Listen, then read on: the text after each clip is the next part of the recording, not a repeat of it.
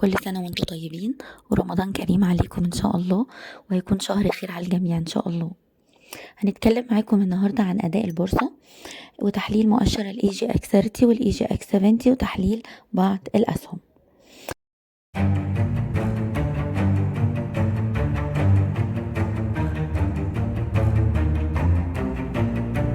وصل مؤشر الاي جي اكس 30 لأعلى مستوى في جلسات الأسبوع السابق عند 15626. أدنى مستوى وصله 14661 ليغلق عنده مستوى 15625. على المؤشرات الثبات فوق 15309 بيكون إيجابي. الدعم الحالي بتاعي 15142، طبعا كسره بيكون سلبي، هننزل لمستوى 14425. المقاومة الحالية بتاعتي هتبقى 15703، اختراقها ايجابي، هنوصل لمستوى 15748، ودي منطقة ارتكاز مهمة. بعدها لو في حالة الاختراق هيكون مستوى 16275 ثم 16672.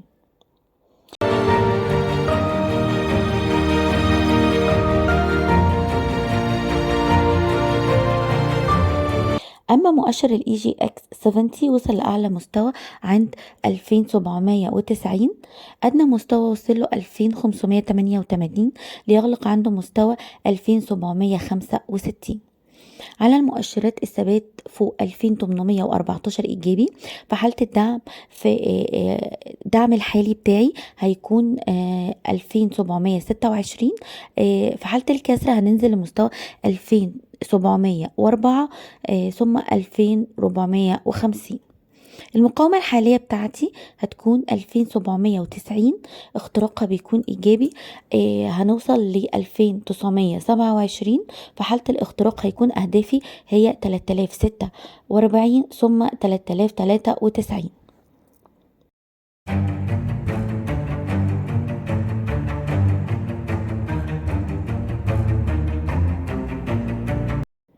هنتكلم معاكم عن دعوم ومقاومات بعض الأسهم الرئيسية اللي بتأثر معانا في المؤشر. سهم البنك التجاري على المؤشرات الثبات فوق 49.85 قرش إيجابي. مقاومة حالية 50.90 قرش.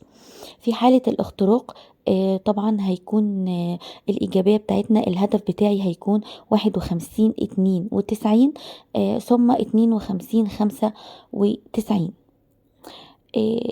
الدعم الحالي هيكون 48.88، طبعا كسره بيكون سلبي. في حالة الكسر ممكن ننزل ل 47.32 ثم 46.62. سهم المجموعة المالية هرمس على المؤشرات الثبات فوق 16.65 إيجابي. الدعم الحالي بتاعي 16.25، كسره بيكون سلبي، هننزل لمستوى 15.36. المقاومة بتاعتي القادمة هتكون عند 16.85 ثم 17.40 إلى 17.52. سهم مصر الجديدة على المؤشرات الثبات فوق 7.80 إيجابي.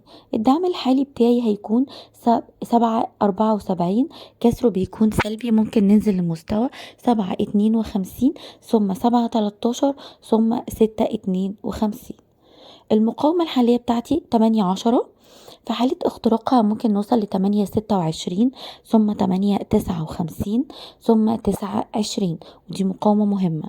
في حالة اختراقها ممكن نوصل 9.33.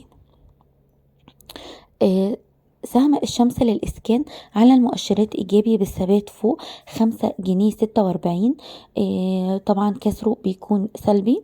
الدعم الحالي بتاعي 5.45 ثم 5.4. ثم في حالة الكسر ممكن ننزل لمستوى 4.70 ثم 4.56. المقاومة الحالية بتاعتي هتكون عند 5.67، اختراقها طبعا بيكون إيجابي، هنوصل لمستوى 6.5 ثم 6.30 ثم 6.60. سهم الإسماعيلية دواجن على المؤشرات الثبات فوق 5.54 إيجابي. الدعم الحالي 5.50، كسره بيكون سلبي، ممكن ننزل لمستوى 5.29 ثم 5.19.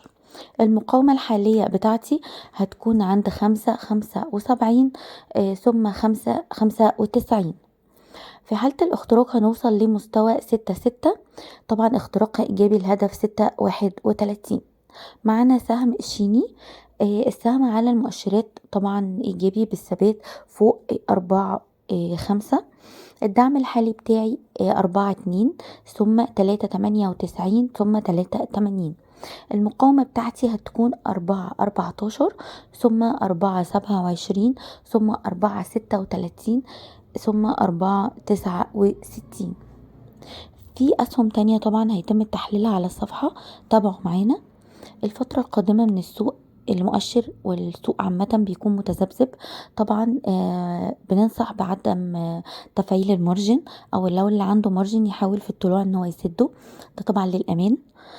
طبعا تكون جوه السوق ب50% بس من الحساب، والباقي يكون معاك كاش، ده بحيث ان لو السوق نزل ممكن ان انت تشتري في مناطق دعوم قريبة. طبعا مش محتاجة ان انا اقول كسر الدعوم الرئيسية بيكون سلبي، بنفعل بعدها على طول ايقاف الخسارة. كان معاكم مروة حسين، محلل فني وخبير سوق مالي.